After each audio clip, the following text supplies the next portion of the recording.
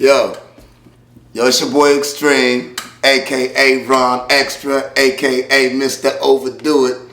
You know how we get down. But your boy though, Kaz, DJ Kaz, Big Daddy Sound. That's my guy. That's my guy. Like, I remember how the first time I heard of them, they was called Big Daddy Sounds. And they was actually like a rival competitor. Like, back then hip hop was more about, you was battling. Like, it was your crew against everybody's crew. So when you hear this Big Daddy Sounds guy, didn't know who he was, but I kept hearing his name everywhere, Big Daddy Sounds. Then I started seeing little videos back before people was really shooting videos. Big Daddy Sounds. And I was like, the fuck is this Big Daddy Sounds guy? And then Scott Lindsay, Prime, what up Prime, hit me up and we were talking and he was like, I want to introduce you to my guy. I didn't know him and Prime was cool like that. So Prime introduced me to him and you know, right out the gate, it was still like, yo, it's me against them. He had his own artists and everything, so it's like, yo, all right, yeah, we cool, but yeah.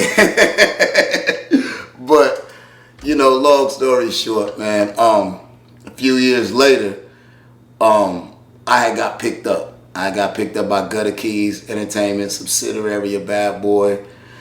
The whole little lockdown Virginia Beach all the way up to the East Coast, from New York to Virginia Beach. Like, we had everything running. And if you want to know what happened, go check the FBI files. But it ended abruptly. And it was of no fault of the music or no fault of what we did. So at that moment, I was a little distraught. And I was like, I'm going to just do my own damn thing, blah, blah, blah, blah, blah, blah. In the process, here's that Big Daddy Sounds guy. And from that minute, we just started clicking because it was already past a crew versus crew thing. I had already branched out and started doing something else on my own anyway. So it was just like, kind of like, damn. Like, this whole time I was looking at this cat as competition, but it's like, no, he was out here trying to help everybody. And that's rare. That's rare because I'm not trying to help everybody. I'm not going to help everybody. As a matter of fact, I might not help nobody.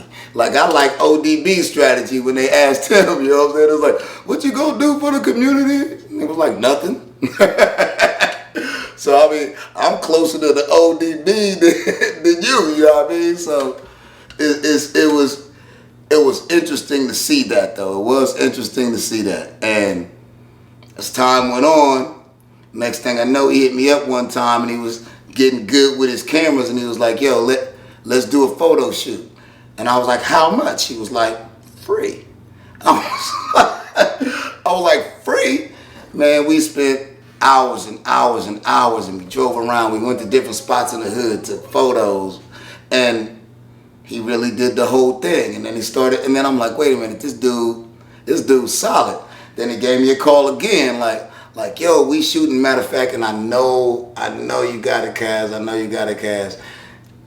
Came to my studio and shot a video just of our crew.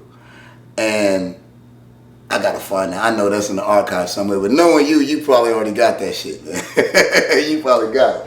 But he started coming over and shooting videos, and again, how much? Free.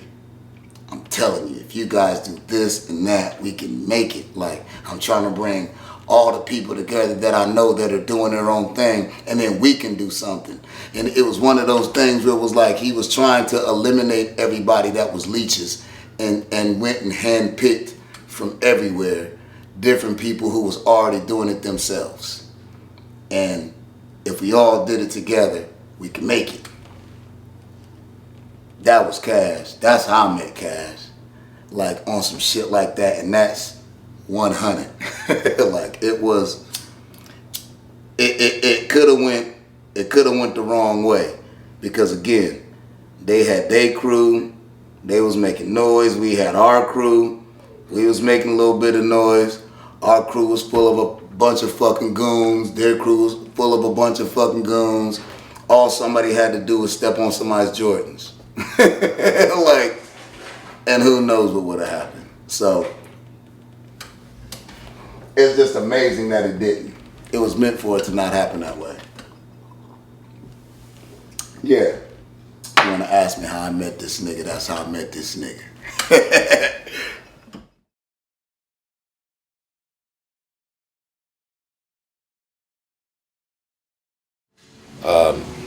Kaz went to the service, went to the Army, was doing his thing obviously while he was in the Army, and I'm sure he had lots of fun in the Army doing what he was doing. Came back to town and started Big Daddy Sound, and then the rest was history in terms of that. But the story doesn't stop there. While I was at CTNT, I started doing music reviews in some of the local publications, one of them the Call and Post. And there was another magazine called Purpose Magazine, and I was doing music reviews in that magazine too. Eventually, once I left CTNT and went over to WVKO, I started to expand my writing, and I started doing features. Got a column that I called In the Groove Music News, and another column called On the Scene, where I would take my camera, became a photographer because I was already a videographer. So I became a photographer and started moving around the city day and night, week in, week out, taking pictures of anything and everything that had to do with society, what had to do with entertainment, that had to do with social concerns, and we called it On the Scene and created that. That allowed me to expand into special columns from time to time, and I did this big piece on Big Daddy Sound. I think it was a full page.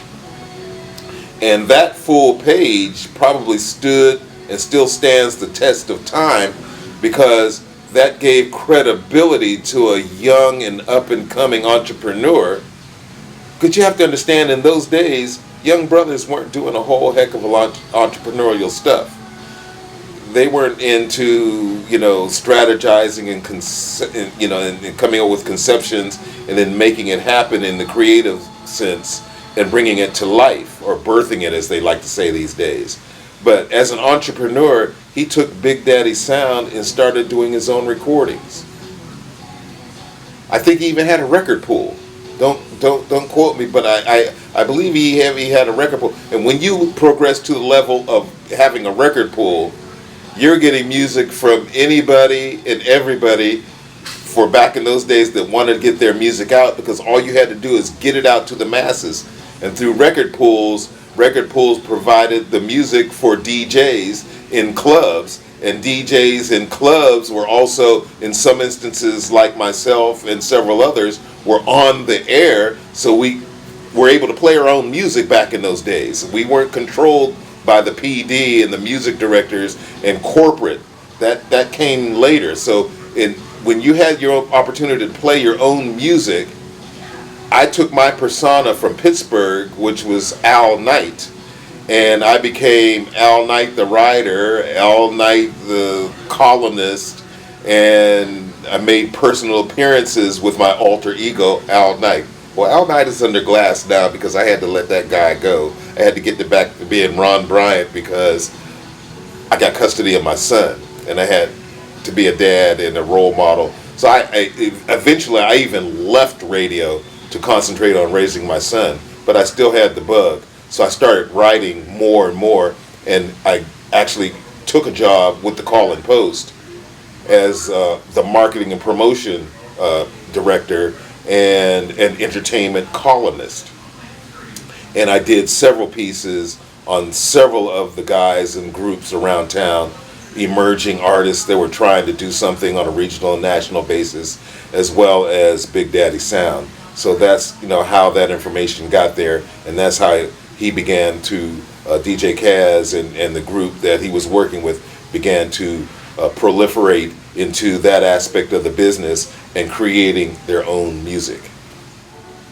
I just want to say that what we were doing in so many instances was cutting edge.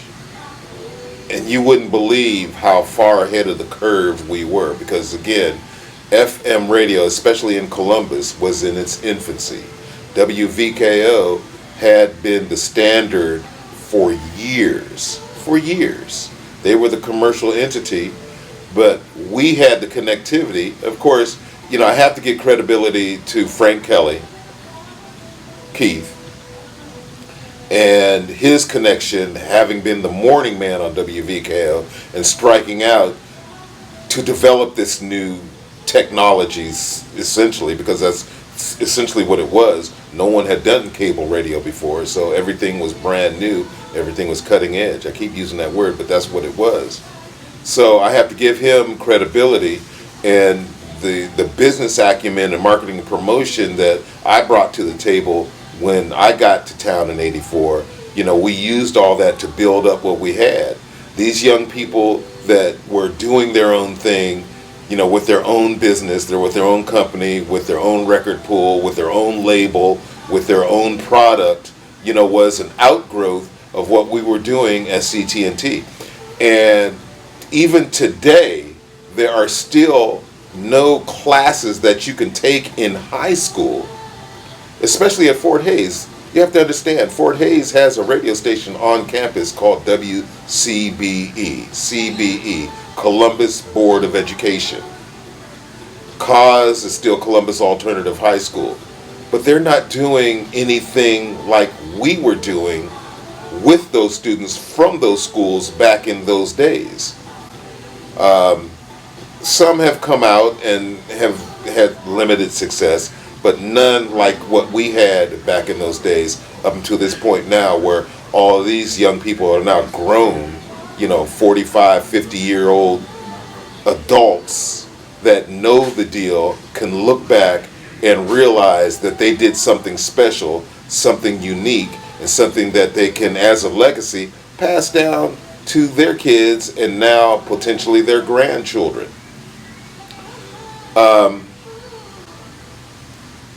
Al Knight, as a personality, he was crazy. But he knew exactly what needed to be done, because he had been given the opportunity years ago, and that allowed him to see what we consider the future and give back to these young people who were looking for a way to express themselves. So the beauty of it is the legacy was handed down, and now the legacy is being pushed forward and perpetuated by the work that they're doing. And I just want to say that I'm happy to have the opportunity to come and just express some thoughts and express some history, and, you know, have the opportunity to share, but in thankfulness and total gratitude. And I'm humbled with having this opportunity to provide this information. So I thank you. What up, y'all? It's Big Scrooge in the house, man. Showing y'all, telling y'all how I got down with Big Daddy Sound, man. Back in the day, man, we was doing it big, man. Everybody don't really know, man. You know what I'm saying? But you know, my introduction to this music and everything was through this guy used to cut my hair named Scoob, man. He's in the Wraiths, man. He gave me this tape in '94, and they had their group or whatever, but you know, they had '95. They came out with the In My Nature soundtrack, and that was pretty hot, I believe. So I mean, when he gave it to me, I couldn't believe it was rappers in the city rapping that good, and you know, it was unheard of somebody having a CD, man. You had to be like somebody famous or something already to actually have a CD back then. So it was amazing to me that he showed me that. So you know what I'm saying, I always had in the back. I knew all these songs on the album, and I never actually got to meet everyone until like a few years later. So I get introduced to Cast through Scoob. You know, when I started rapping, he Scoob Scoob introduced me to Kaz because he lived across the street from my dad's house. That's what it was. Yeah, my dad used to live across the street from Kaz in East Haven, and it was crazy because this whole time I'm going somewhere else to rap or whatever, and it's a studio across the street from my house. I could have just went over there, but I didn't know everybody, so I think Scoob introduced me to him, and I think what happened was Kaz was telling me about a CD that he was having. I didn't even know that he was the same person that was on the CD that I had earlier. And Kaz told me to go to I think it was Media Play and get the CD or whatever, but I came back with somebody else's CD. I thought it was him, and he was like, "Nah, that ain't me." And he showed me the CD that he had, and it was same CD I had like 4 years before that. It was crazy. I was like, "Wow, you're the same guy." And he was on the cover, and he pointed out to me. I'm like, "Wow, that's you." I didn't know. You know what I'm saying? So I'm like, "Man, I know all your music, man." You know, so I kind of was like brought in through the side though. You know, through Scoob, and then Kaz lived across the street from me, and then so my thing was I was gonna you know, I thought I was hot at rapping. But then I guess everybody thought I wasn't hot when I first got there, so I had to prove myself. But it took like probably 2 years before I actually got on a song. Like, you know how many verses I probably wrote that didn't go through? Like, it was a lot for me. But my whole thing was I was gonna when I got up with Kaz, I wanted to learn the business side of it. You know, I didn't want to just be just the rapper. I wanted to learn how to run the business side of it. So that was my goal. I wasn't coming in the door as an artist. I was basically, you know, trying to learn everything I can and then become who I was going to become. So like I said, it took 2 years, man, of working on a 4-track, man, and pre-production and all this, you know, just to, you know, the real studio. We wasn't really going to that until it's time to record the album or the songs or whatever. But pre-production was over there at Kaz's house, so we all used to work on our stuff over there. And you know, there was a lot going on, man. I'm sure I'm not the one that's gonna remember everything, but you know, it's a lot more than what I can say. So, like I said, after I made Kaz, start going around places with him, you know, learning how to handle business in the music, and we went all kind of places, man. We went to, where was we at, man? I was somewhere in Florida promoting music with Kaz.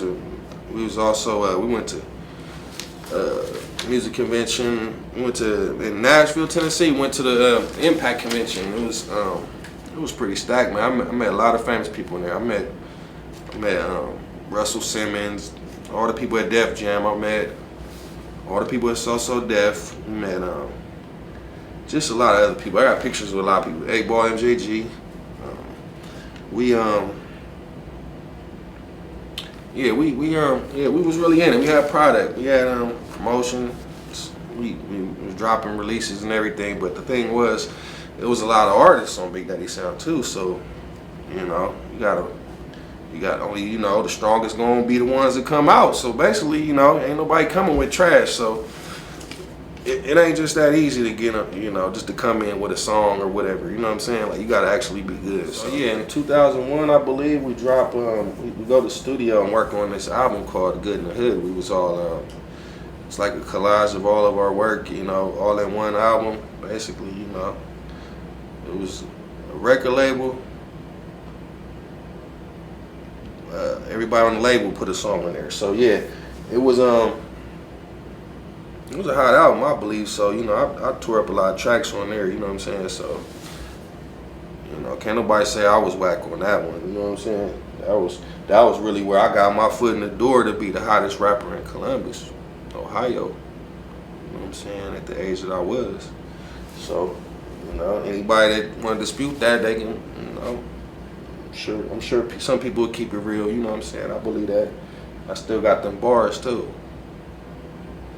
So, but yeah, man, we worked on the album, you know, it was hot, man. You know, we did our thing with that, man. For real, man. Everybody got to put their songs on there. And basically, you know what I'm saying.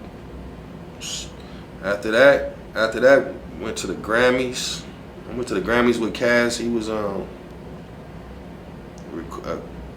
voting member, Recording Academy. I was an associate member with him out of the Chicago chapter, and I also yes, that's why we was going to the Grammys. So yeah, we was at the 43rd annual Grammys, and yeah, we got to walk on the red carpet and meet a few people, man. It was a nice experience, man. Not too many people, you can't just go up there and buy tickets to the Grammy. You gotta be a voting member to get even associate member to even buy a ticket, if I'm not mistaken. But like I said, man, it was cool, you know. Grammys is alright, man, you know. A lot of other kind of music in there too, so you ain't gonna really like be all excited the whole time, like, you know what I'm saying? Cause it's like only a small part of it is gonna be your kind of music, you know what I'm saying? So, but yeah, man, that was big for me then, you know what I'm saying? Like I was saying, man, we was all over the place, man. I was on the interview, Channel 19 with Caleb. We was just doing everything, man. It was crazy, man. I had a good time, man. It was a lot of people remember, man. So, but yeah, as far as you know, what I have done so far after that, man, I went to Ohio Media School, graduated from that, you know, got my skills in broadcasting a little bit better, but you know, I ain't really dropping too much music as far as like, you know, for everybody, but I'm dropping it for me and my family and my friends, and like I said, I got some music that y'all probably need to get to, man. I don't want y'all trying to steal my shit, man, so I ain't gonna let you have it, man. I'm selling these bars, man. It's Ghost Rider out here, man. So yeah, man, so like I said, man, we did our thing, man. I don't, you know, no complaints here, man. It was a good experience, man. I'm still holding on to these $1 million lyrics, man. So, you know, anybody need any bars, let me know, man. I'll holler at you, man. These screws, man. 100.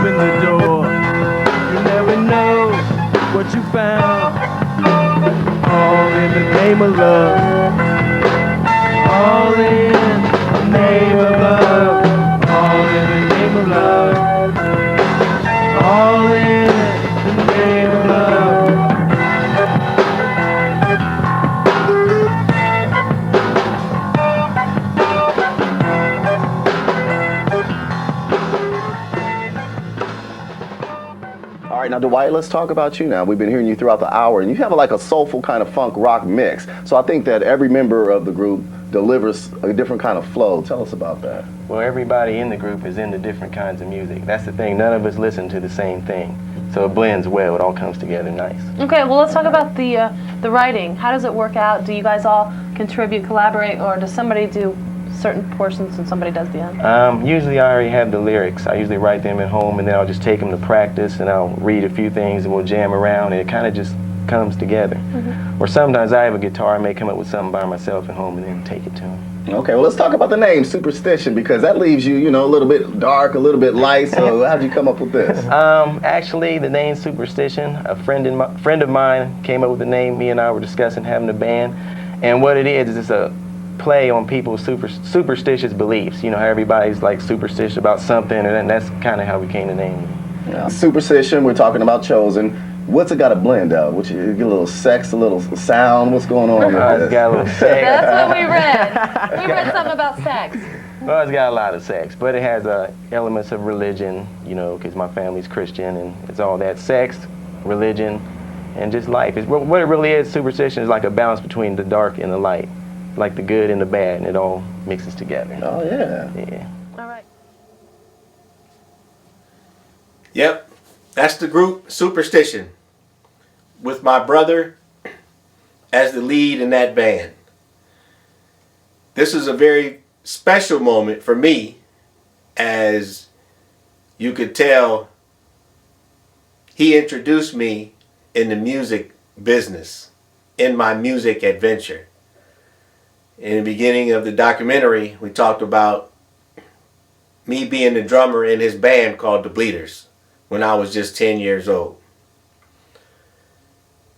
My brother then formed Superstition later on, and we featured Superstition on our CD Urban Elements, where I went through all Ohio to find artists and music that we could feature on Urban Elements.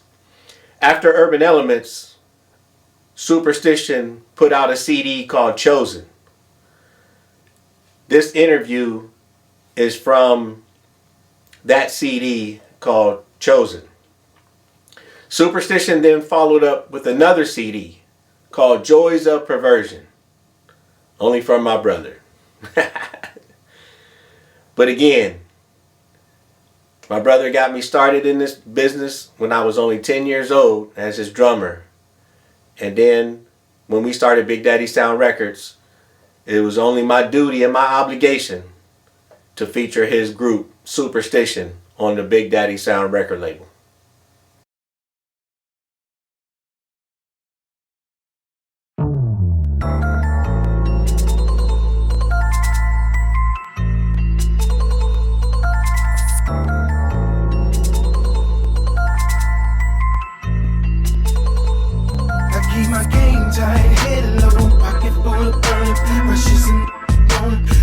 Never heard it straight up. I know you'll see it coming home with me. Straight up, and none your dumb as fly as me. Listen now, you ain't never met a dude like me, nah.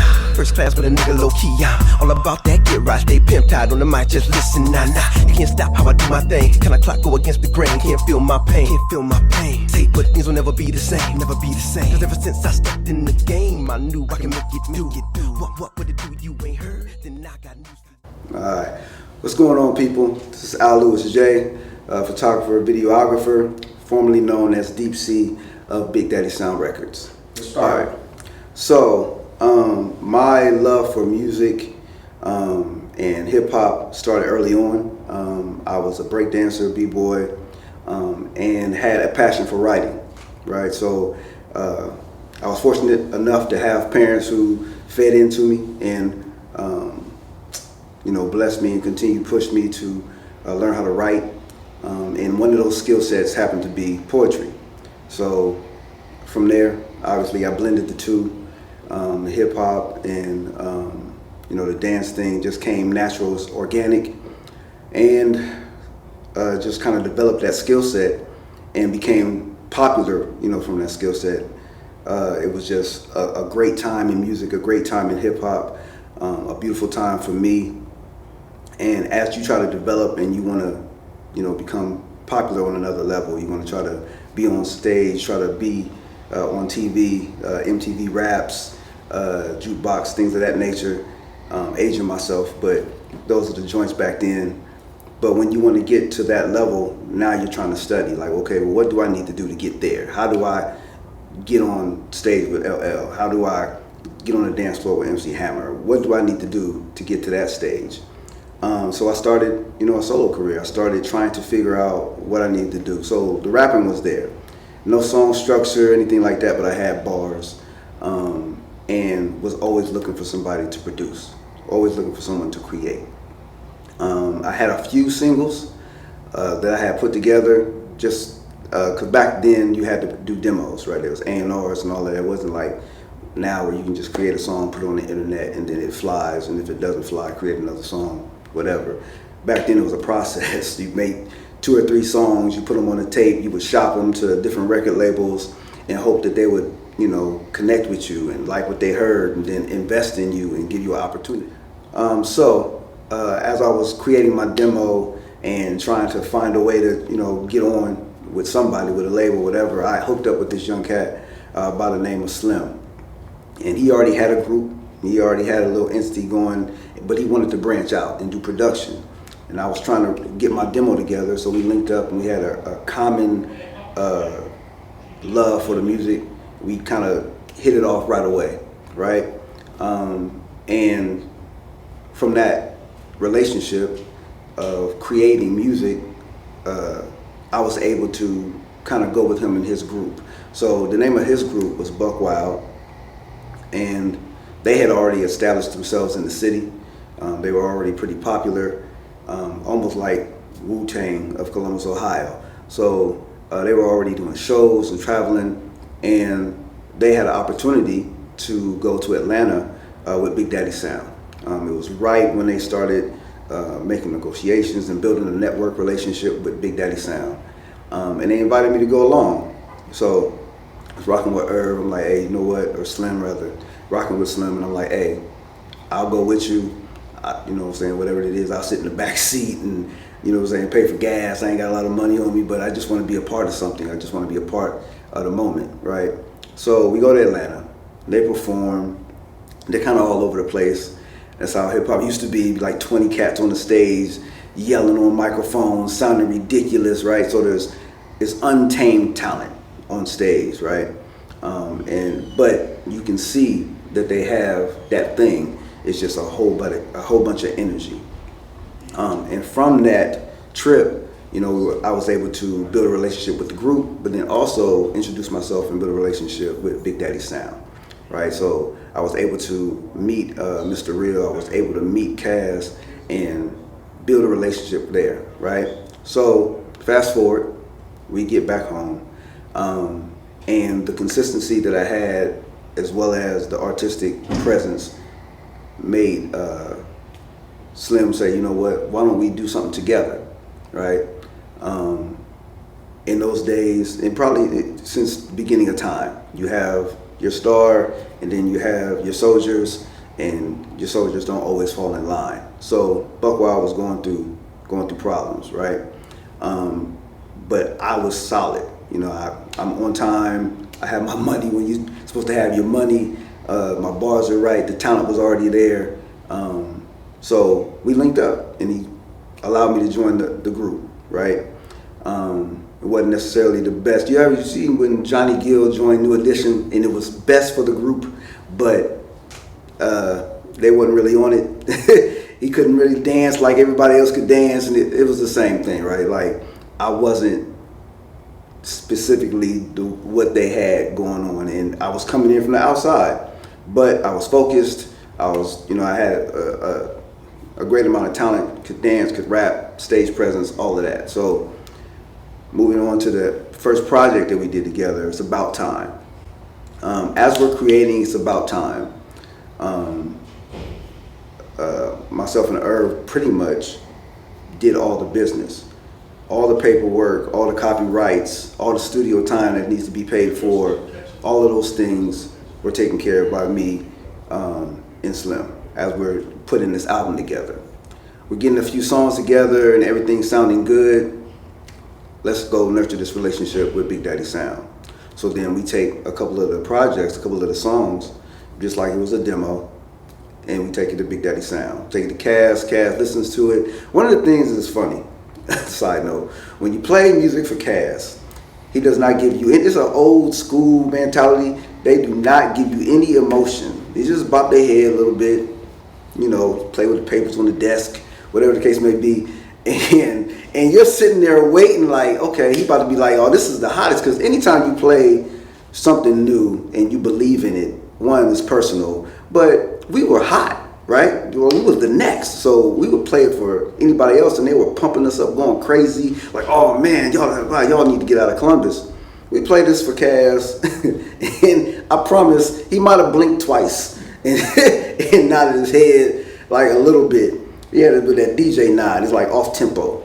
But at the end of it, he finally acknowledged that we had some talent, and we were able to build a relationship with Big Daddy Sound. So we signed, I believe it was a 2-year contract at the time. I was, I think right when we signed with Big Daddy Sound, there was a whole lot of grimy stuff going on in the industry that was finally coming out. Industry rule number 3, whatever it is that Tribe say. It's, it was starting to come out, and we were, artists were becoming more business savvy.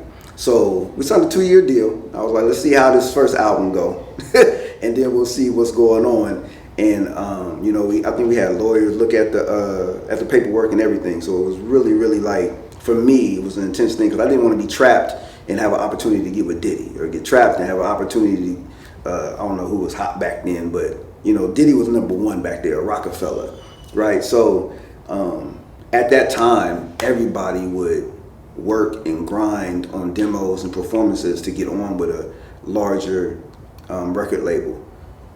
Who had a deal with then a Universal record label or RCA or whatever. So we do this album. I think it was maybe 10 songs. It had a collective of all the artists from Buck Wild, rather, had all the artists. I think it was 5 to 6 artists at the time. And it was a good project. Nice project with no hooks, no pattern in reference to strong song structure. It was all over the place. So it really sounded like a high quality mixtape. If you really go back, it's a whole lot of raw talent on really nice beats, but there's absolutely no strong song structure. Like, I think the best song on the CD, the second best song on the CD, had no hook at all. It was just 3 verses back to back to back. And then the number 1 song that Kaz recognized, honestly, because I think we made it in like, the song that I'm about to mention is, we made it maybe in like half an hour, 45 minutes or something. It was a collab between Buck Wild and R&G. I think it was Rhythm and Ghetto, right? So we put this together just in the collaboration to help make some of the beats on the CD, and we just wanted to connect. They also were part of an independent record label in Columbus called Ratty Records, right? And we were networking, trying to bridge that gap as well, right? Ratty Records, Big Daddy Sound. And at that time, those are the 2 predominant names. You do in-store, Ratty would do an in-store. You do a show, Ratty would do a show, right? So Big Daddy Sound and Ratty Records were like locked in reference to people's perception, right? Not necessarily what's going on behind the scenes, but people's perception was like, they're one and the same. And we would network together because, all the artists, loved each other and worked with each other. So we make this song called It's About Time. And this song stood out really well, but unfortunately, the first version, I told you we didn't know how to write songs. The first version of the song was not radio ready, right? So Kaz, Kaz reviewed the song, listened to the song. He could really identify the songs that were going to make it or have a chance to make it, right? He just had that DJ ear. So he sat us down after listening to the project and said, this is your song, this is the one, but we're gonna have to cut the second half of this song in half, which happened to be the feature on the song, not us. It happened to be our friends, right, that we're just now networking with. So Rhythm and Ghetto's verses had to get sliced. So as any artist would at that point, we pushed back, right? We're like, we're not taking, I think they made the beat too, right? So they made the beat, they rapped on the beat, they're already part of another solid team. I'm like, what are you talking about? But he was able to give us the foresight and be like, listen to these type of songs, see how long they are. The song was too long when we first did it, just in general. Listen how often the hook comes. It's one of the only songs that we had a hook that was viable on the album. So he was able to cut through all the emotion and show us how it would be better business. And then we had to take that and make the adjustment. It wasn't fun, but he was right. Okay, so Buck Wild, the release, It's About Time, the single, was successful enough to get us radio play. Here's another thing. We do not get radio play in Columbus, Ohio at this time. This is not happening. Now for anyone, not for no one, however you want to put it, no one's getting radio play. So it's about time. Had an opportunity to be on Kiss It or Diss It was the name of it. I forgot the radio station at the time because they keep flipping them and changing them. But at the time it was Kiss It or Diss It. And we were featured, right? So being that we were going up against national artists, Eminem's, who was obviously on fire at that time. Who else did we go against? Maybe a Nelly. I can't remember everybody we went against. I remember Eminem because I knew we were going to lose when we went against Eminem. But we had an opportunity to go up against those artists, right? So no one wins when you're local. No one wins those competitions. You're going against Dr. Dre beats. You know what I'm saying? You're going against Jermaine Dupri beats, right? No one wins those competitions. So we already had a backing. We already had a following. And you would call in, you make your selections, and if you won, then they would play you the next day. One play the next day. You're just winning your competition for one play the next day. So we won maybe like 3-4 days in a row, right? So corporate had to call and say, hey, who's this Buck Wild group? We need them out of here, right? So I think eventually Eminem is the artist that got us off of there. I think that's why it stuck in my memory, because I was like, we beat him. I know we beat him, but about 4 days straight, we do the radio thing. It's a great accomplishment for our group in the beginning. Just getting that radio play, getting that energy, getting that positive feedback, being able to talk on the radio. The interview was really short, sweet. Matter of fact, I was the one on the radio, full of emotion and hype, and didn't hit no points at all. I just don't cuss. That was the only rule. He's like, hey, I'm about to put you on here, but don't cuss. I'm like, all right, cool. I get on the radio soon as he said, hey, what's going on, Buck Wild? And he used that inflection, picked up I lost it. I'm like, oh yeah, thanks everybody. Sounded ridiculous. So we get the interview, we get the love, and we're establishing ourselves, right? So now I think one of the biggest things that I remember about that time and that moment in that particular project is artist development. How artists get paid, especially independent artists, shows. We had lots of energy, but no structure to our show performance. Even without the hooks and song structure, you still need to be able to learn how to rock the crowd. You still need to know how to control the crowd. And we went through intense trainings, practices in front of garages and sweating out in the sun and just taking turns saying your verses, learning the backgrounds for your vocals. So it's not just 20 cats up on stage yelling, muffling in the mic, learning how to hold the microphone and not muffle the microphone while you're rapping. All of those things, the breath control, the timing, being able to connect with, if you have 20 people in the audience, right? You could have, we've experienced 500 people and then we've experienced 5 people. When you have the one person in the crowd, no matter what the size of it is, vibing with you, you vibe with them. And then whoever came with them will vibe with you. And then whoever came with them will vibe. You have to learn how to lock in on who's feeling you and then build up to the rest of the room, right? So we learned stage presence. There was a lot of talent development, a lot of growth during that process of the Buck Wild album. And that's really, that particular project is probably one of the main things I remember about Buck Wild, or about Big Daddy Sound and Buck Wild, is that it was so much artist development in that early phase, right? There's a whole, like those 2 years under contract were good years. There wasn't a whole lot of bull crap. And I think the other thing that stood out for me, now that I'm thinking about it, is magazines, right? So back then, magazines were everything. The Source magazine, Blaze magazines, it was a whole lot of different publishings, right? And Buck Wild was featured and was able to be involved in a couple different magazines, local newspapers, stuff that you just don't get if you don't have the proper knowledge and proper backing.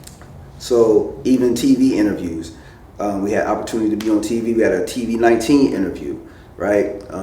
So and then we still had jobs. You know, everybody still has to work. So Slim wasn't able to make it. I had to do it by myself. So I'm doing the radio interview by myself. I'm doing the TV interview by myself. I actually had Mr. Real with me on that one in particular, but in reference to Buck Wild as a group, you know, you're trying to manage it through. And then my point being is you're still an independent. You're still from the underground trying to build, right? And that was one of the experiences that really stands out at that time for that project. It's just all the talent development, right? And then from there, I would say the next moment or time frame that really stands out for me would be the Good in the Hood project. So again, Mr. Real had a project that he put together. I believe this is how it goes, and he had a single called Good in the Hood. Nice song, it's a cool song. It was produced by Maestro, a really talented producer and mixer, mastered, located in Columbus, Ohio. Had a monster bass line. It's a great song, right? And nobody really thought, I mean, Mr. Real write freestyle, he writes songs back to back to back, no biggie. As an artist, everybody listens, oh, that's a good song. And then we move on. Kaz again, like, no, that's that one, that's the one. But same thing he did with us, he did with Mr. Real. I don't like all three of your verses. I think we should put Buck Wild on this song.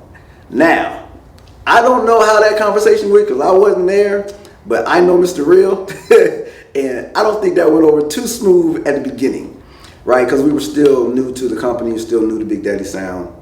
I don't know how smooth that went. At the time, Mr. Real was a lot more aggressive than the version we have now, right? He was a lot more in these streets, right? And often when we had meetings, because he had that type of nature in him, me and Mr. Real, not like argumentative, but I'm not one to back down if I feel like I have a point. So we would be in meetings like, no, I don't know what you're talking about. You need to say that again right. And he would, same thing, like, boy, you know what I mean? So I don't believe that went over too well. But eventually, Kaz was able to break it down to him and make him see the benefit of having us on a project, right? So we write our verses, we do our thing. The song comes out, it's really, really good, right?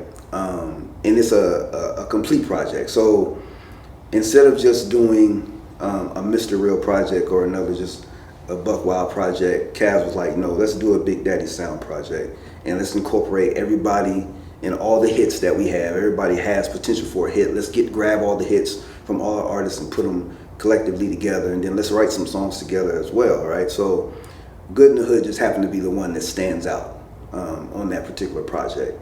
So it was a great time. I remember being in the studio doing the songs, saying my verses.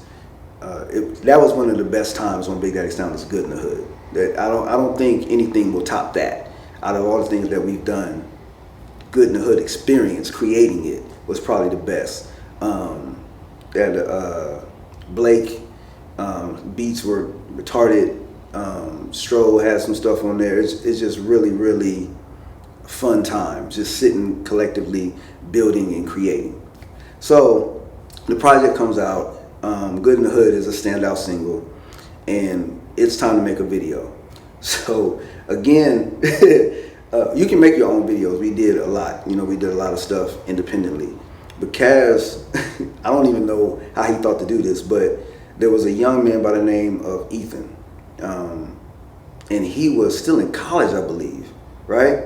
And he's a very popular director now, like phenomenal. Like I wish I could list the names of the artists that he's worked with, but I don't want to lie on his catalog. But if you look him up, Kaz, put something with his email or whatever so that they can find a website. So phenomenal, right? But he was still in school, and Kaz was able to reach out to him and make a deal with him to come and shoot this video. So he sends in the song, Ethan likes it. Young cat. I don't even know where he's coming from. Maybe Cali or something. I forget. But he's coming a long way to shoot this video in Columbus, Ohio. They planned it all out, plotted it all out. So him and Kaz really break it all the way down. The characters and locations. They do all the groundwork. So he comes down. I think we paid Ethan in like money, trip, and pizza. Like it was really, really grass, brown roots type of underground stuff. Like his talent was phenomenal, but I don't know how he found him. At any rate, the video is a fun project to create. You know what I'm saying? It really helped. Excuse me. It helped me understand the full scope of creating a video, taking an idea and then making it real, making it a story. Not really understanding what I was seeing or how it would affect me going forward. Being able to see the behind the scenes, see how he would direct each scene, how he directed me in reference to the up close shot, the far away shots, making sure I had the same hand movements and things of that nature. All of those things I kept, but unconsciously. I didn't really understand what I was seeing. I just was happy to be part of a project. And that video and that project, Good in the Hood, had a lot of success. So he finishes the project, he takes the project and he enters it into a contest. I believe he, if not wins the contest, he comes very close to winning the contest based off of our record.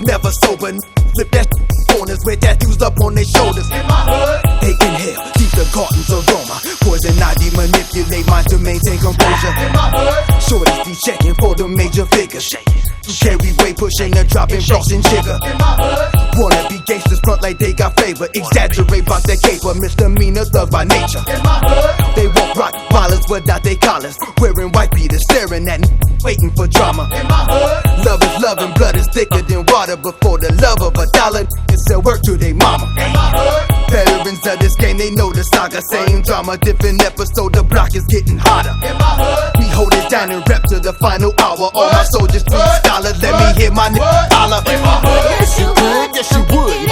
You come and kick it in my hood, cause you know it's all good. In my hood, yes you could, yes you would, boo. You come and kick it in my hood too, you know it's all good. In my hood, yes you could, yes you would. You come and kick it in my hood, cause you know it's all good. Yes you could, yes you would, boo. You come and kick it in my hood too, you know it's all good. Ain't got nothing but try. So, we do the video. Ethan wins the contest. We're featured on Much Music, and we're getting a lot of pub off of the Good in the Hood project, right? I think from there, what really stands out for me is the traveling. We went to conferences and things like nature, trying to do the artist development, understand the game, but actually get on stage and travel and really like hit different cities, hit different states consistently. Really started to happen with this project. So you have your Buck Wild project that you can kind of feed off of. You have Good in the Hood and the popularity of that project. And then, we just on the road. And those road trips are some of the best times of your life.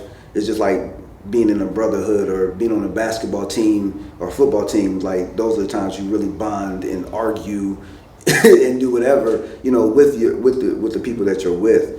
I mean, I think one of my fondest memories, it sounds simple, but one of my fondest memories is driving, I believe we went to Philly, and Mr. Real had a warrant, so he couldn't drive through a certain part. So he was like, hey, he drove majority of the way, and then he was like, hey, I'm gonna tap out, I'm gonna go ahead and let you let you drive. And then I think one of those trips, he introduced me to 8-Ball MJG, right? Like, it's music that I should have heard, but your scope of music is only, you know, as good as your environment. So I was a lot of East Coast, and he was like, man, you ain't messing with this 8-Ball MJG, you know what I mean? And those little things, those little nuggets throughout, you know what I'm saying, the travels are really, really fun to help you remember and build, you know, brotherhood. And then just being on stage, opening up for Wu-Tang Clan, right? Opening up for Cash Money Records. This is all in the early times, but you know, those were big names and big opportunities to be on stage and perform in front of these groups. And it was a lot less of the pay to get in. Like, we earned those opportunities through relationships and networking. It wasn't always pay to play, right? It wasn't always like, oh, well, here's 10 tickets. If you sell 10 tickets at $20 a pop, then you make your money back from. It wasn't that. It was, hey, y'all are really talented. I know y'all have a following. If we bring y'all in, then we know we gonna get more people into the show, right? So those are the things that really, really stand out. And then just the wins and losses. I know I went to Cleveland one time. We was traveling so much. We went to Cleveland one time, I forgot my whole Good in the Hood verse. I was on stage, just in my hood. Yeah, you know what I mean? And you're just like, you just have to eat it. You know what I'm saying? And, you know, having Slim freestyle on every, you know what I'm saying? And Chuck freestyle and just grab stuff out of the crowd and grab cups out of the crowd and grab your watch and include it into the freestyle. Like, those moments, you know, as you sit here and you think about them and you're talking them out loud, just start flooding, right? All those little things come up. But those are the things that really make those moments memorable. You know, so those are the things that really make the Big Daddy Sound experience something special, right? Something that you should, you know, really appreciate if you was a part of it. So we do the Good in the Hood project. It's a lot of success, a lot of traveling, and we've grown. We've grown as men, you know, as artists. We've done a lot, and my partner, Slim, has now had his second baby, right? And he's like, yo, this music thing is cool and we having fun, but I gotta take care of these babies, right? So we had a project out. We had changed the name. The group kind of had broke up. You know, if you weren't paying like you weighed, then, you know, you started to split up, and everybody was, like I said, growing up, becoming men and starting families. And sometimes the music thing doesn't fall in line with what you have going on in your day-to-day.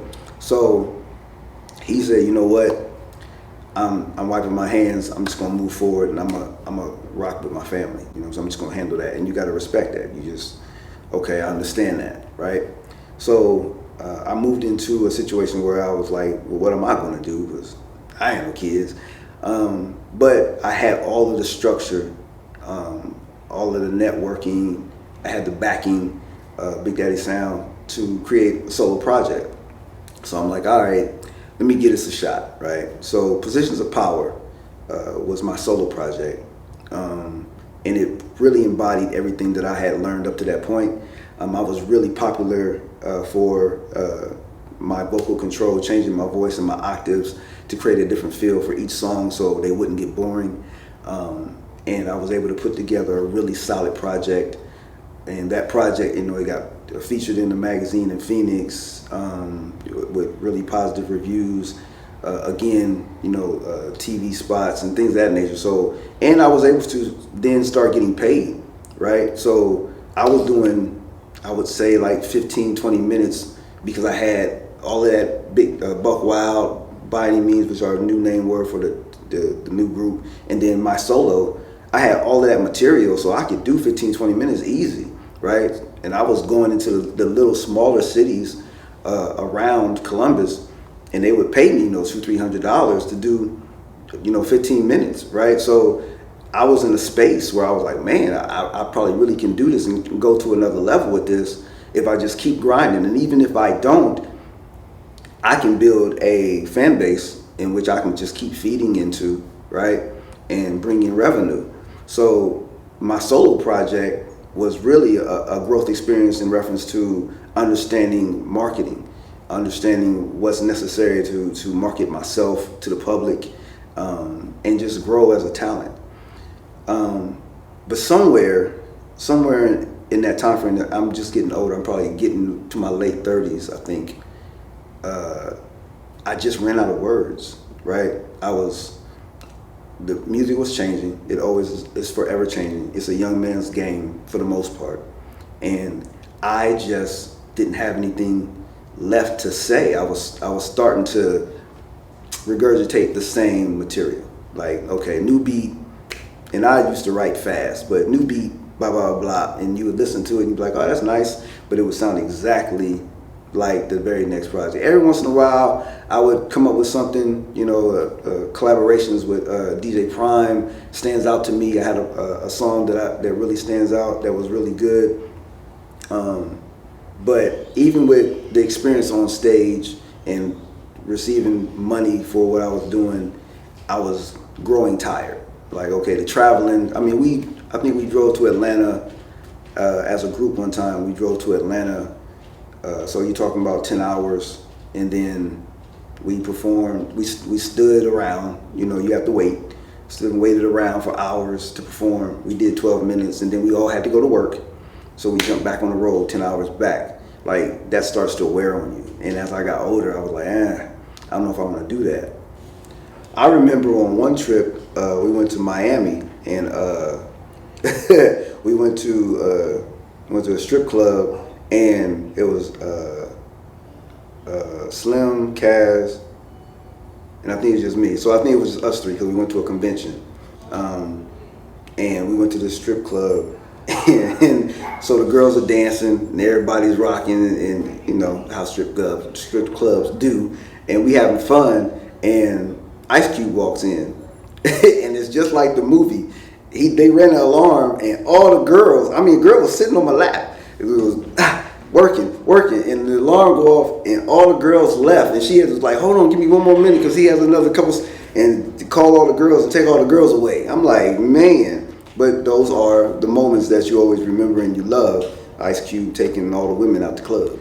So Big Daddy Sounds always continuing to bring in new artists, and it was a young man by the name of John, who had done some production on my solo project. But he wanted to rap, right? He wanted to grow. He wanted to expand, and he had a nice song, a decent song that he wanted to do and put out, and he wanted to do a video for it.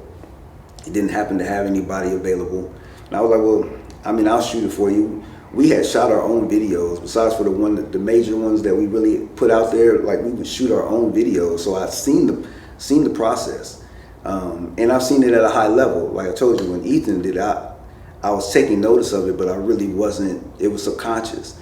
So I shot this video, right? I plotted it out, I planned it out, and I think it's 2-3 locations, cars, friends, different scene sets, whatever. And I believe on a trip to Phoenix, my man was making a move to Phoenix, Kaz was, and I decided, I shot it. Let me go ahead and edit it. Never used the programming. I think it was Premiere Pro that he had at the time. This big old Mac. The Macs are like this big now, but he had this big old Mac, $1 billion in my mind. But we, he allowed me to edit the video for John, and that really birthed my second career, like my second talent, right?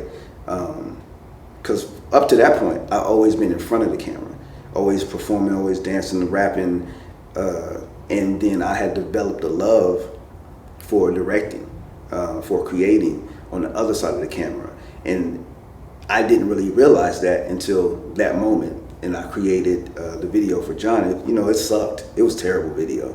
But the skill set, was there, right? The love was there, the passion had rekindled, just in a different way. And I spent the next, it's been about 10 years or so, 12 years, developing that video skill set, right? Developing that other half, right? So, and now it's a major part of my incomes. I've worked with $1 million companies. I've done all types of work, right? They travel and everything just based off of my love for video and my video production. And all of that kind of builds, like even how I edit is kind of how I would write a verse. You know, I have a style that's almost based off of all of the training and all of the love and all of the passion that came from working with Big Daddy Sound. And just, you know, happy to be established in what I'm doing now. But the experiences and the love, the time, and the relationships are still strong. You know, I worked out with Mr. Real probably a few months ago, you know, with boxing training and stuff. So it's like those relationships never end. You can always call these people and be like, yo, you know, brother, I have a question, I have a problem, right? And, you know, Cass will pick up the phone, you know, hey, what's going on? You know what I'm saying? How's the marriage going? How's life going, right? So at any time of day, you can call these people and count on them to be a part of your life, and they actually have become true friends, right?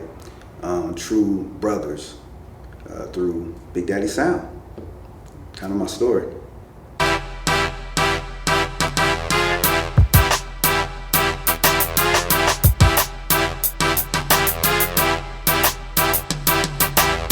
Say what? Say what? Riding on the handlebar. Say what? Say what? Riding on the handlebar. Say what? Say what? Riding on the handlebar. Say what? Say what? Riding on the handlebar. Hey, yo, she up on them handlebars and baby girl, she grinds slow, I handlebar, repertoire, got an ill flow. Tell me, yo, Sean John, Jacob jeans, my sack low, beats bang, my slang, my bravado is real, yo. Friend of foe, you feel my swagger, love me or hate me though. Heavy on my hustle, no Captain Saver, Rapunzel, no. Hold up, what up, shorty? Yo, what your name is? Holla at your mans and them baby girl.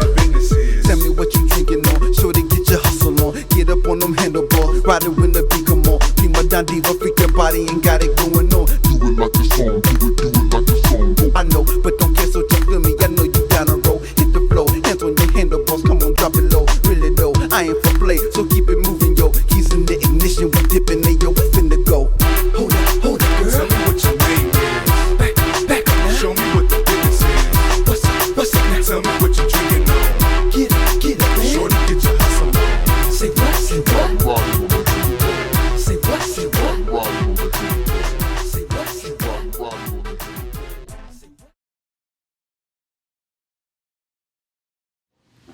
Warren Stevens, former radio program director, assistant program director, and music director for Power 106.3 Radio.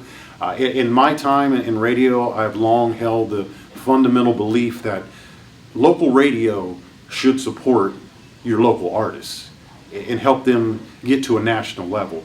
And in my time in radio in Central Ohio, I always believed it was a radio station's responsibility to reach out and get those quality local artists and help them. And that's what I always tried to do, especially with Big Daddy Sound. I came across them and DJ Kaz in the mid-90s with their album and numerous artists with K-Love, Brother Ed. And in my opinion, Big Daddy Sound always stood for a quality product, a well thought out product, and a very organized, well detailed, well planned organization that really put out nice art form in the form of music.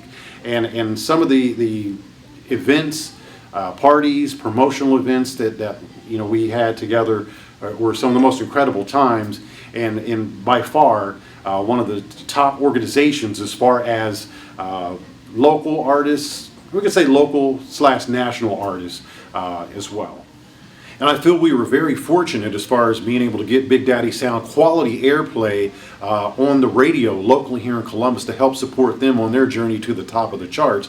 With the local owner radio ship, locally owned radio, it was a little easier back then to do that. And being in meetings with Big Daddy Sound and explaining the details on how difficult it is to get radio airplay as the corporate takeover was coming in, and even being in meetings with other radio personnel and icon artists such as Prince, he was concerned about the over saturation of just the same music on corporate airplay and corporate lists. So we were fortunate to be able to get Big Daddy Sound quality airplay on local Columbus radio.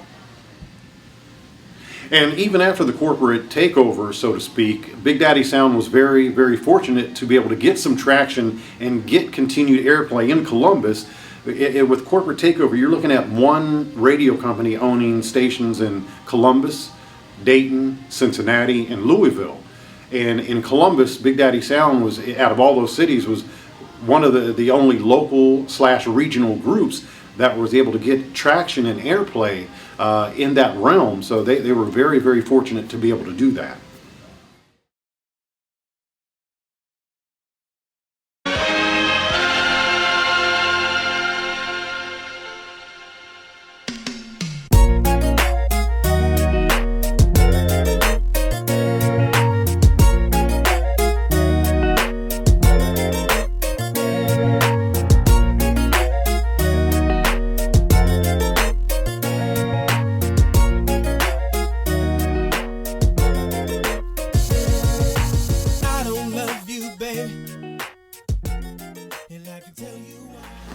So yeah, K-Love, it all started for me when I was young. You know, my grandma, she's a big part of raising me and my cousins. So of course she had us in the church and everything church, including the choir. So that's where I really got my start at. Singing in the choir, singing leads, whatever. So that was pretty much like the gist of it until I got with BDS or whatever. You know, I would just sing around my homies, or, you know what I mean? I liked singing, you know what I mean? I've never been on tape or nothing like that though, but I could imitate people or different R&B singers and stuff like that. I've just always enjoyed it. So I think that's how, like when Mr. Real asked me to be on a song back in '95, and they knew I could sing just from me singing around the homies, singing around wherever. So that's pretty much how I linked up with them. I'm also cool, Blake Flawless. I knew, you know, these are my homies I grew up with before I met DJ Kaz. But it was seamless, you know, once we met each other or whatnot. Me, like, I was probably the only R&B cat really on the label. So I did a lot of features on a lot of our other, you know, a lot of my other label mates songs or whatnot. So I stayed on the stage when it came time to doing shows. Pretty much I was all over the place or whatnot, and had fun doing it the whole time. That was '95 when I got started. I can honestly say I never thought that, I mean, you always dream when you're a kid or whatever what you would like to do and stuff like that. But I never really thought, you know, my dream, it was more like sports. I was into sports a lot, so I always thought like I would be playing football or something like that or whatnot. But I never thought that I would be having the time of my life with a bunch of my friends and doing something that I love to do anyway. So it's not even like you working. Just thinking back,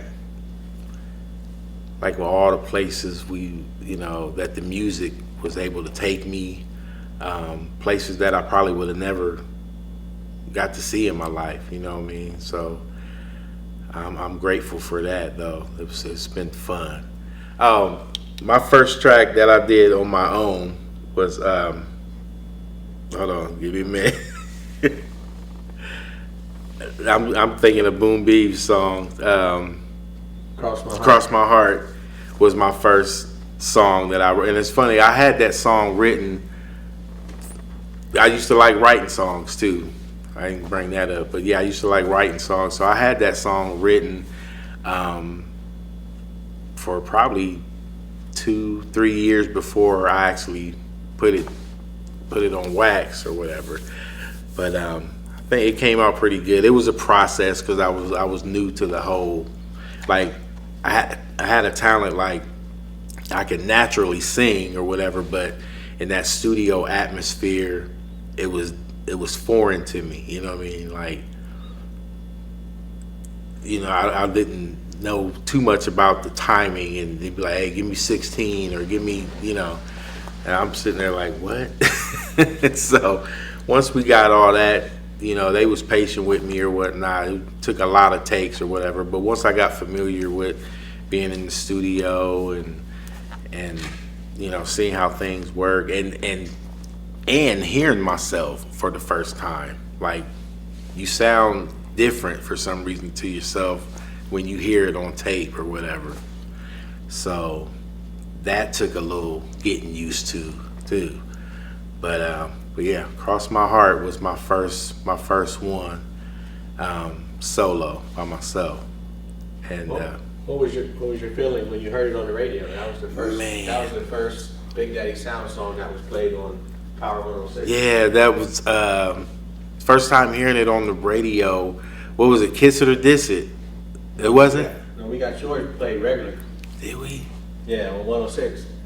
Keith Willis from CT. Oh yeah. He played before Radio 1 owned 106. Yeah. And let me tell y'all something, man. Like, hearing your song on the radio for the first time, or any time, but the first time, bro, it's nothing like it. You feel like everybody in the world can hear your song. You know what I mean? Like, it's possible. Like, I don't know about the world, but, you know, everybody in your city, everybody that can pick up that radio signal at that time, you feel like the biggest star, man. Like, the lights is just on you. It's really, it's hard to describe that feeling, man. It's like a drug almost. You know what I mean? You feel like, I did anyway, feel like you floating, you know. So we did opened up for 112. Yeah, tell us about that. That one was fun. We had the show put together. We put a little extra on it too. Like, we had a bunch of, like, some skits going on or whatnot. But that whole experience was nice. Got a nice response from that too. And it was fun being able to open up for a group that I like. You know what I mean? That I know all their music and stuff like that. I really like what 112 does. So that opportunity in itself was awesome. What else? What you did was Slave? The Slave. Even that show, that was nice too. Like, to open up for Slave, because, like, I like that show too because my mom actually got to see me perform too. She attended that show. And, you know, I like Slave, you know what I mean? But, you know, my mom grew up with Slave or whatever, so she was, like, super proud of me too. So, the Loonies, Lost Boys, you know, he opened up for a lot of the acts that were coming through Columbus at that time. And I felt proud of that because, you know what I mean, they knew us here. Like, they knew they could call on us to open and you was gonna get your money's worth. You know, we put our all into it. And yeah, well, shoot, groupies was like, that was like a perk. That was a perk, you know what I mean? Like, what can I say? Like, that was different, you know what I mean? So, but yeah, I have fun with all those shows, man. Like, I remember, I think it was it might have been the Loonies when they came. Like, they had a joint like this big on stage that they was smoking. Like, so that was different. I had never seen no shit like that. I can't think of nothing like too crazy like with them guys or whatever. A lot of our stories like was on our own shows and like stuff that we was doing. That's where, you know what I mean, you get like some of the real stories, you know, shows in Cleveland and stuff like that. Like, Yeah, it used to go down. I wouldn't do too much. My kids might see this one day, you know. but yeah, we handled our business, you know. I don't want to get, you know, niggas married now and shit. I ain't trying to mess up nobody's home. Yeah, putting my album together, that was fun too. That was actually a goal of mine because, you know, like I said, for a while there, I wrote the song "Cross My Heart." We did that, and I was performing that everywhere. But you know, every artist wants to, you know, at least get one album out there, and so being able to complete that and get that done with the help of DJ Kaz and my brother Al and stuff, and Sensei the Oz, you know, we made that happen, and I was happy with the outcome of that album. But you can still get it on, on iTunes and all that. Y'all can still look that up. Go get that. How about your music videos? Oh yeah, the music videos, you can catch them on YouTube too. It's K-Love, I think it's K-Love/BDS Records. Or is it BDS Records / K-Love? It's one of those. You can look it up on YouTube and see all of our videos. And but yeah, have fun doing the music video. I think my first one was the first video. It was East Lamar. Yeah, that first video was East Lamar. That was actually a nice video, you know what I mean? We got some moving shots and everything. I like all the videos though, but yeah, that was the groundbreaker though. And your video with Deep C, she likes it. Oh yeah. We did a couple though. We did She Likes It, or I think we did. Oh yeah, we did the She Likes It, and what was the other video I did with Deep C? Twirl, and Straight Up. Oh shit, we did that Straight Up one was live too. Y'all gotta check that one out too. Got the motorcycle scene and everything in it. But I think we made a good impact, especially here in the city and places you don't even think about. Like, I still get people walk up to me, "What's up, K-Love?" I'm like, what? You know, it used to be weird back then. You know, people walk up to you, "What's up, K-Love?" And you like, "You know me?" Or they got your music or whatever. So that took some getting used to for me at first. Even just if it's around the way or whatever, just like for somebody to recognize you for what you do and really like looking at you like, this dude is a star. And you're not thinking about it like that all the time.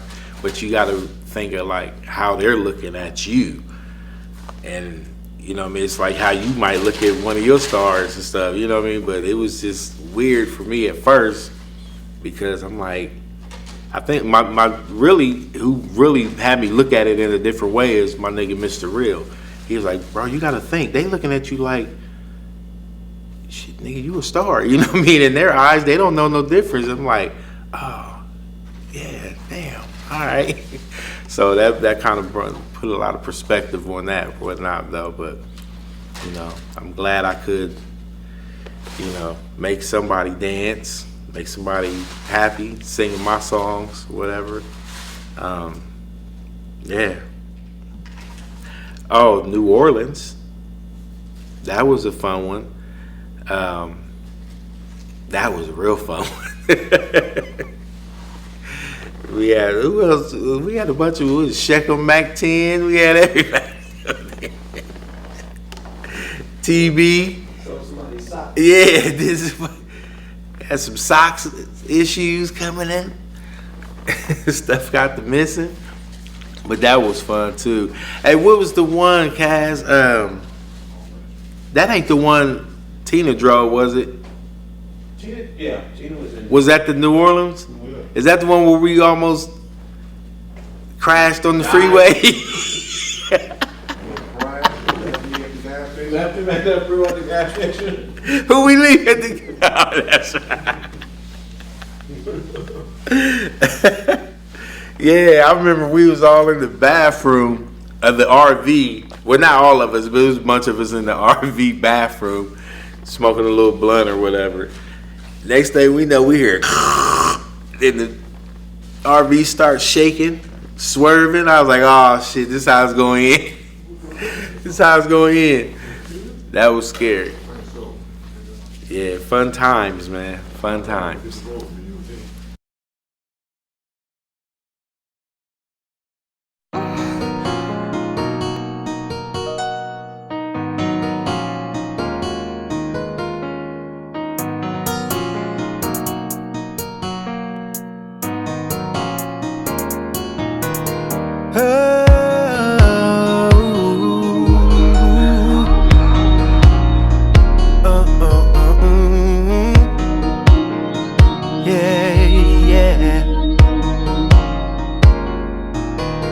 Baby, I'm turning up on your body. Girl, wrap your legs around me. Talking real sexy, about to get rowdy. Take them clothes off, put them heels on. Bottoms up, let's get blown. Turning up on your body. Get a little nasty, about to get naughty. Baby, I'm turning up on your body.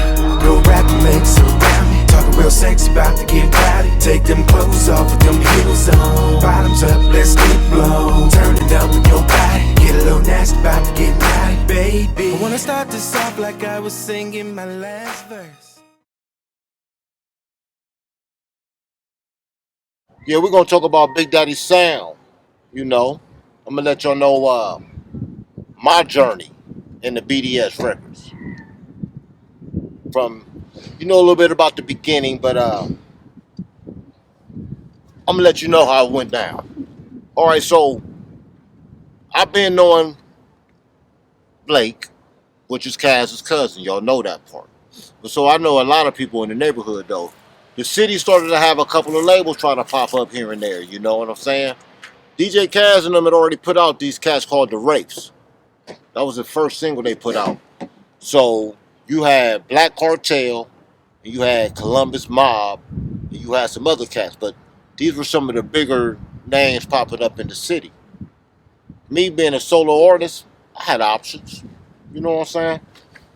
Pretty tight with this. Freestyle was my thing. So, but like I said before, Blake Flawless my guy. So Big Daddy Sounds was my thing.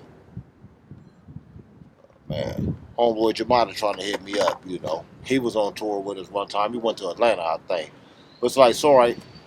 I'll go ahead and do my first song with Big Daddy Sound. He got DJ Kaz got a compilation coming out called It's in My Nature. That's what it was. Yeah. And that we had a group song called It's in My Nature. You dig it?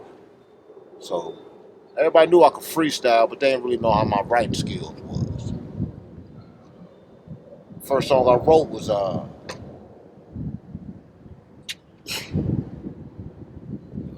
As the World Flows On. Yeah. I was kind of conscious at the time because probably just came home, real talk. I think I did a little 6-month stint, so I had me time to think about some things. So I wrote some real deep stuff about what's going on in society. You know, being locked up make you look at things a little different. But yeah, that was the first song I wanted to record. And I got my homeboy K-Love, which y'all probably seen that. You'll probably see that part of the interview, me and him talking, to sing on it. And yeah, man. Cash was looking at me like, you know, you sure you want to put this out? And I was like, yeah, man.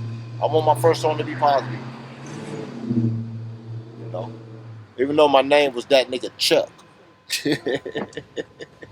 I mean, I wanted to put a twist on the name, you feel me? Because I figured I was already being looked at like some nigga.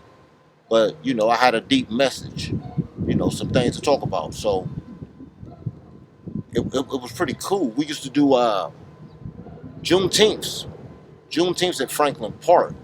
So it was always cool to have an artist such as myself because I was clean at the moment. Even though I was that nigga Chuck. was kind of hard to use my name, but you could use my song. I did Juneteenth. We did Auburn festivals down in Atlanta. I mean, anything clean I could do a show. And I could perform with K-Love too, which was awesome. Because R&B shows get you a lot of publicity. Clean things help. Wow, man, my first song. It's crazy when you sit back and think about how many songs we did. I mean, I'm talking about 1995. You know, DJ Cash put this thing together. We put out It's In My Nature. And after that, I just wanted to invest. I wanted to do this. I felt I could do it, you know. After being on stage a couple of times, you get that response that's like, ooh, you know. I mean, we used to do hip-hop expos downtown with, you know, like I said, Columbus had some things going on. This hip-hop culture was really blowing up at the time frame. But I'm talking CDs, tapes, cassettes, vinyl. You know, I'm talking true hip-hop era, you know. A lot of you millennials might not understand about anything that you can possess because you can hold on to because you're in a digital world. But it's cool. We dominated that too. But at this time frame, I mean, we got street teams. We're dominating the promotion area because we're running posters up flagpoles. We're everywhere, man. Big Daddy Sound t-shirts, Big Daddy Sound jackets, Big Daddy Sound, you name it, we did it. Newsletters. I mean, the things we did as a record label was phenomenal. I mean, I went to the Apollo, and it was an interesting story. I went some cash from Columbus Mom, Mojack, Jill, some other people. We went down there and represented, and people approached me more because of the way I was dressed, how I carried myself and everything that I had, because of how prepared I was to sign with me. Hey, true story. I slipped because I'm trying to be so professional. I went to an amateur audition with an ADAT. Real story, man. I can't make this up, man. Big Daddy Sound was ahead of the game. DJ Cass had me ahead of the game, you know? So, you heard me say about my name, that nigga Chuck. I had to switch it up because it was hard to put on posters. It was hard to promote. So, I turned my name, I changed it to Mr. Real. Okay? And we was putting out Urban Elements. And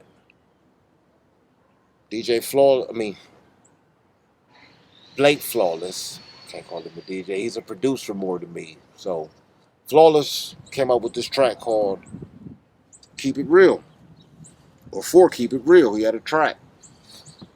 And I want to tell you guys, man, it was probably one of the most amazing tracks I ever heard in my life. I wrote a jewel for it, you know. It was like a hood anthem. Real from the field, keeping it real, you know. Everything I probably did, every car I owned, all that stuff. It was just a reminder to all the homies in the hood of who they was talking to when they wanted to act goofy. You feel me? I had to remind them like I'm that dude. Come on, do I gotta remind you? You know? I guess this documentary will remind everybody of who we were, or who we are, why we are what we are. You know, Big Daddy Sound. That song right there, we went all over the place with. I jumped on small tours. Man, Trick Daddy, the Loonies. I mean, it's so many different artists that I performed with. It ain't that much time on this documentary. I'll probably do it in my movie. But with Big Daddy Sound, we were doing so many different things as a business. I mean, I think I went to every little music industry event that was out there. With our street team, we were doing promotion moves with Judy Jones and them, and so I'm at every concert. I'm interacting with every major artist at the time frame.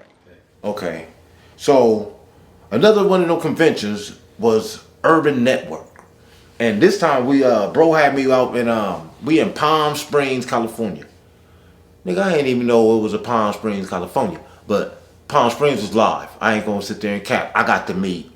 Oh wow. So this time I got to meet Will Smith, Jada Pickett, and we got to bowl with these two people out of the weirdest thing.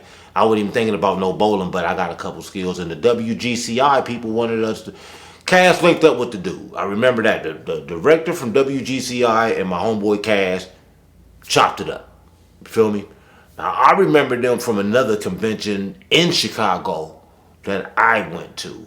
But I more remember, like, his wife. She was very nice, and she was real cool. And they was trying to get us to link and do some golf type thing, but at that time frame, Mr. Real was getting real drunk and living his best life, so I kind of probably slipped on that one. But anyway, back in Palm Springs with the bowling and everything, hey man, we the Brat 112, they had a little party upstairs. And so this bowling alley, because that's where we all partied at or met up at for this thing, and I'm kicking it with them, and it was live. I remember this. But DJ Cass got us linked in with Will Smith and Jada on the bowling tip.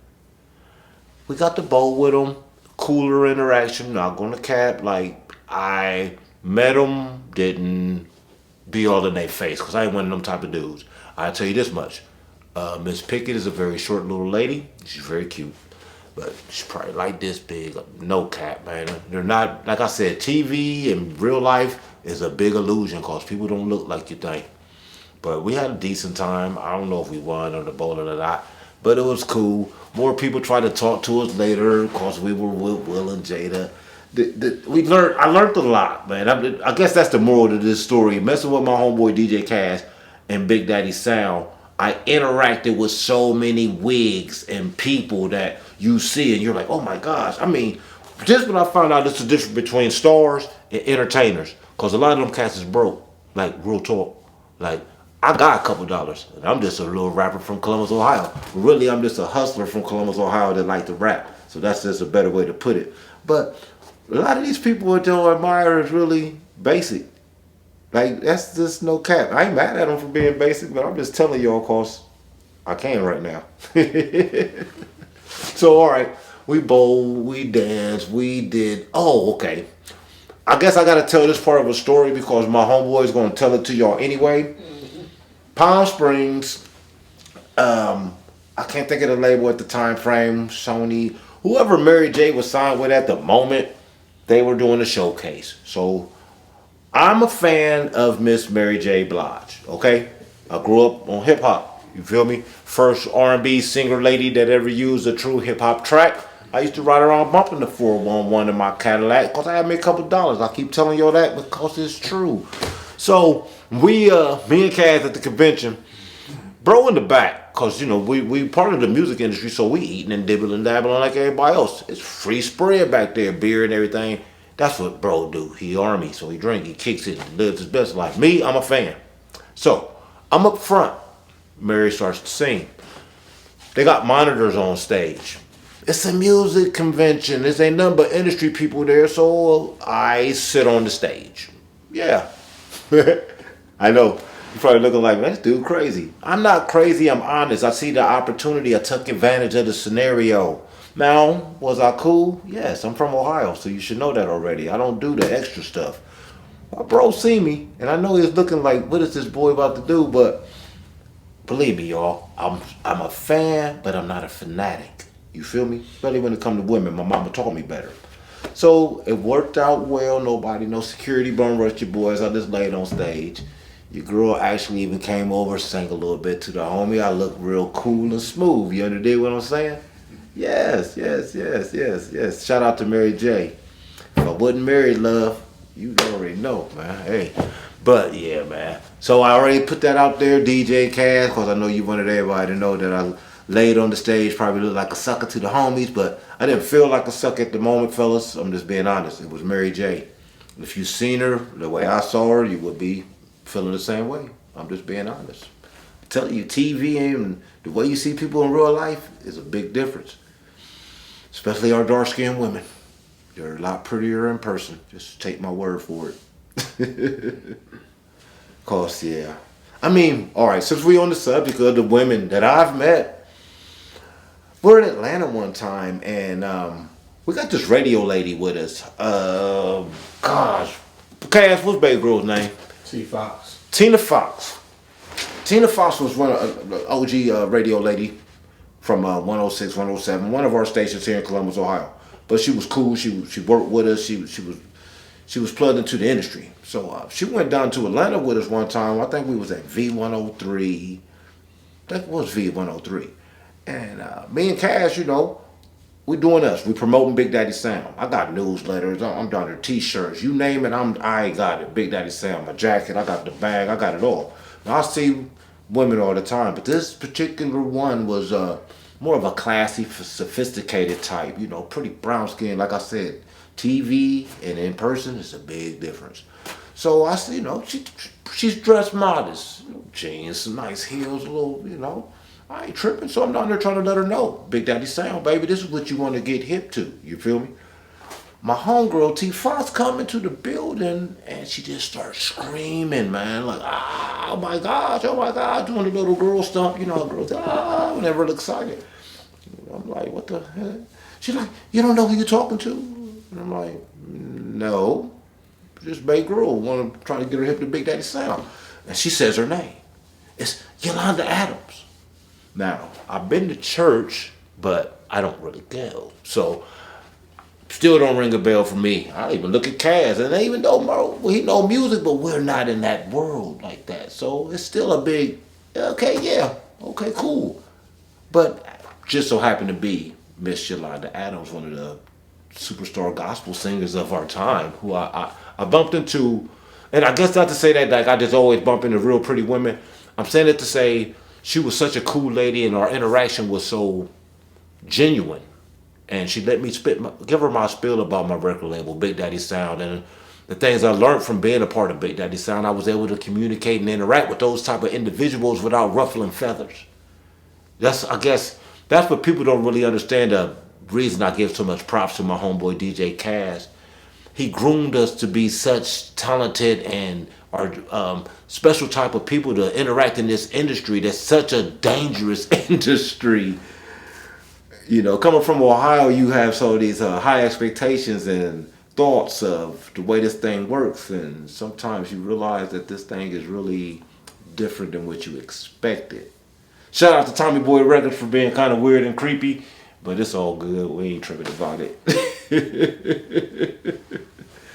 I mean, I'm bumping into cats as tall as Master P, as short as Wheezy, and my experience with Big Daddy Sound was amazing.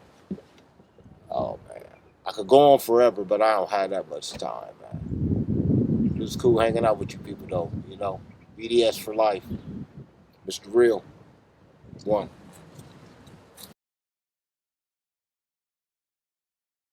I remember one time when we was at the concert opening up for Roger. When I had first experienced people either trying to get my attention, but I went to use the bathroom, and at Papa Jack's it was a pretty big bathroom.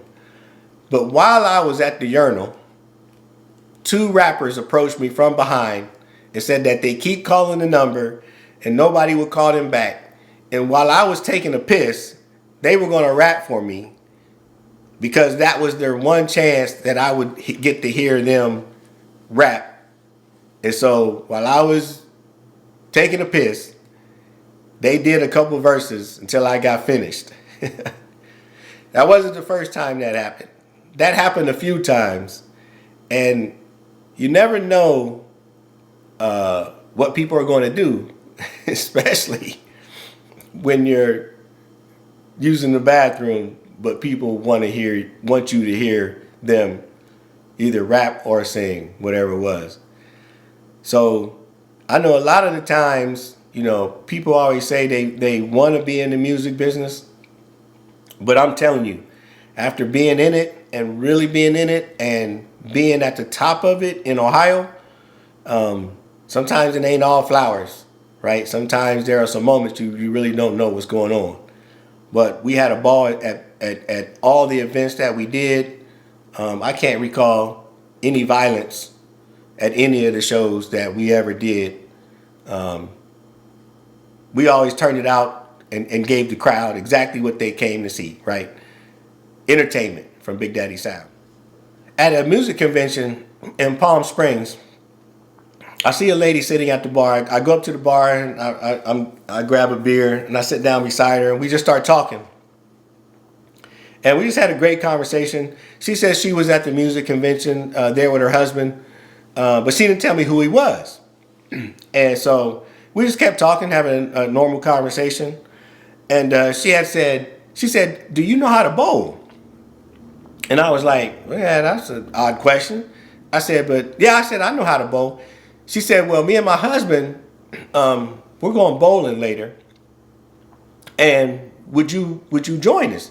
And she said it's a 4-on-4 bowling. She said, "Do you have somebody else who knows how to bowl?" And so obviously Mr. Real, he knows how to bowl. So he was someplace at a party or something, out somewhere kicking it. And so I said, "Sure." I said, "Let me call him and we'll go." So on the way, while we're going to where we're going to bowl with, is finally who she told me who her husband was. And her husband was Elroy Smith. And at that time, Elroy was the program director for WGCI, the biggest radio station in Chicago, pretty much at that time. And of course, I had been trying to get our music on WGCI. So, I was excited because I was going to go bowl with him. So then I can bend his ear, right? If I can bowl with the program director for WGCI, I can get a Big Daddy Sound record played in Chicago, right? One of the largest markets. Because once you start learning the music business, it's really about markets, right? And so you start learning how to do promotions in different markets. So I was super excited I was going to bowl with Elroy Smith. And so we get there, and Real shows up, and then they tell us that we're going to bowl against Will Smith and Jada. Their bowling team. So if most of my family and my friends will tell you I am strictly business minded, and I really don't get starstruck. So we bowled with Will Smith and Jada, and you can probably best believe where my mind was the whole time we were bowling. I'm getting to know Elroy Smith, the program director of WGCI.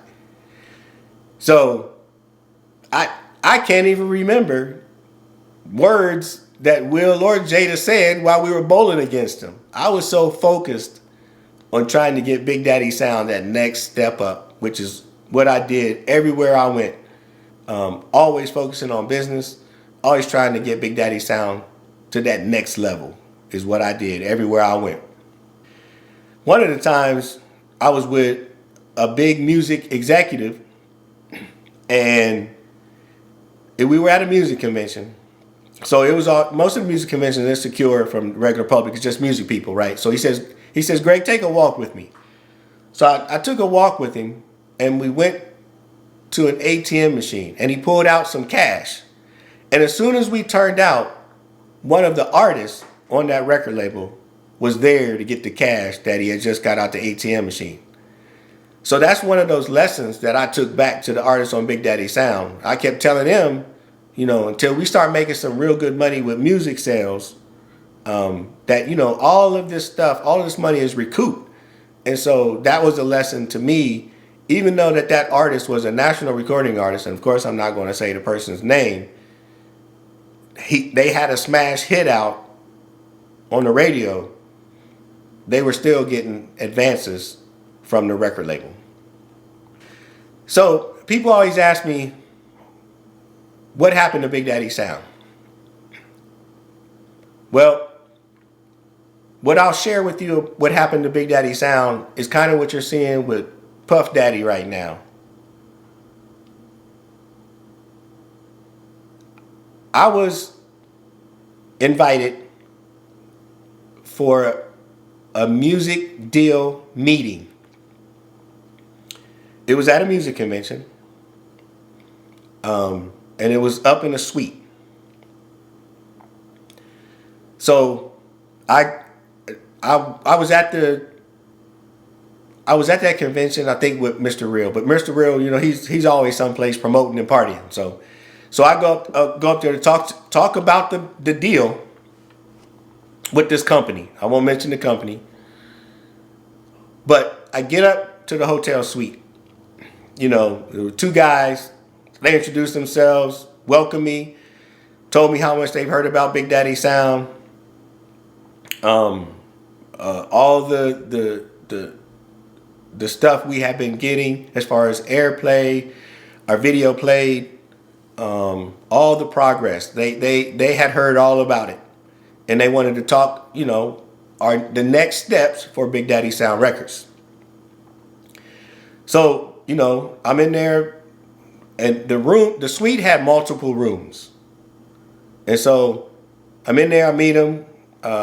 We start walking around the suite, and they take me to different rooms. The first room we get to, there was a pile of cocaine on the table. So I look at the table, and they look at me, and I'm like, okay, I see y'all doing some partying up here, but, you know, I'm there to talk business, right? So I, you know, nothing. I don't do the cocaine. I don't do none of that stuff. They look at me, I look at them, we keep talking business. Next, we go to another room in the suite.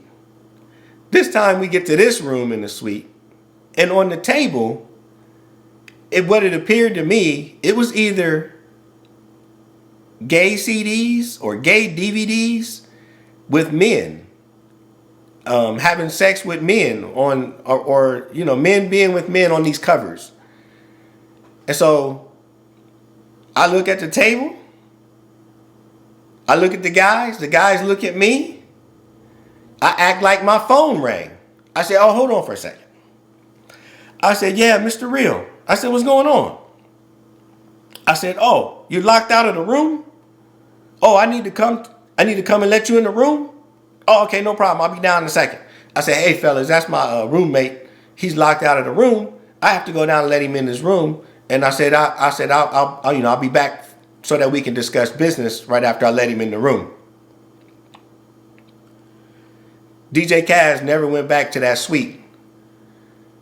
And like the stuff that you see, I know a lot of people is not going to like what I'm about to say, but I'm going to say it anyway. Just like you seen with Bill Cosby, just like you seen with R. Kelly, and then now what you're seeing with Puff Daddy. All of those people in those situations, with Bill Cosby, with R. Kelly, and with Puff Daddy, they all were grown, and they all made the decision to stay in those rooms with those people. DJ Kaz, I could have been in that same scenario. I seen the writing on the wall. But what did I choose to do? DJ Kaz chose to leave the music business behind, and I got my butt out of there, and I did not partake in any of that. And then that is eventually the downfall of Big Daddy Sound, because I wouldn't go through with none of that funny stuff that was going on. So after that music convention, I went back to Ohio. I sat all the artists down, and I told them what happened. And I told them I was not going to pursue another music deal in this industry because of what I see that goes on. So like I said, I know y'all, I've been in that situation, but I was a man, and instead of me putting the music business first, I put me, my pride, and my character first, and I got out of that room. And now, yes, Big Daddy Sound, it stopped Big Daddy Sound from going over the top. Because at that music convention, people were taking me around introducing me to everybody and telling everybody I was the next Master P. And you better watch out for my next music. I was introduced to everybody like that at that music convention. But because of what I seen and what I think what they were trying to hint around to me, I chose to leave that situation. And all of those people with Bill Cosby, with R. Kelly and Puff Daddy, they could have did the same thing that Cass did, and they could have left that situation too. But people went ahead with what they were trying to get them to do, and they did it. So you'll never hear me talk about Bill Cosby, R. Kelly, or Puff Daddy, because when Cass was put in that situation, Cass got the hell up out of there. 2025. Big Daddy Sound started in 1995. 30 years. 30 years in this business. 30 years in this music business. As you can tell from all the people who have spoken, Big Daddy Sound, we have a ball. We had a ball. But Big Daddy Sound, our music will be around forever. Hopefully, you'll take the opportunity to listen and see what we were doing at that time. I'd like to thank everybody for taking this journey with us. We had so much support. My family supported. I gotta mention my cousin Dennis, who also became a shareholder with Big Daddy Sound. He got us one of our tours. But thank you everybody for riding with us. We really appreciate it. BDS for life, baby. Big Daddy Sound for life. Kaz out.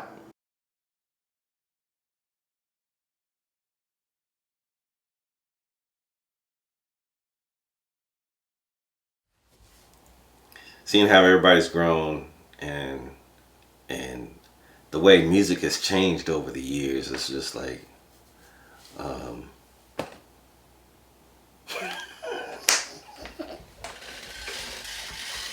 trying to get on the blooper reel. Yeah, right? Exactly. All right, so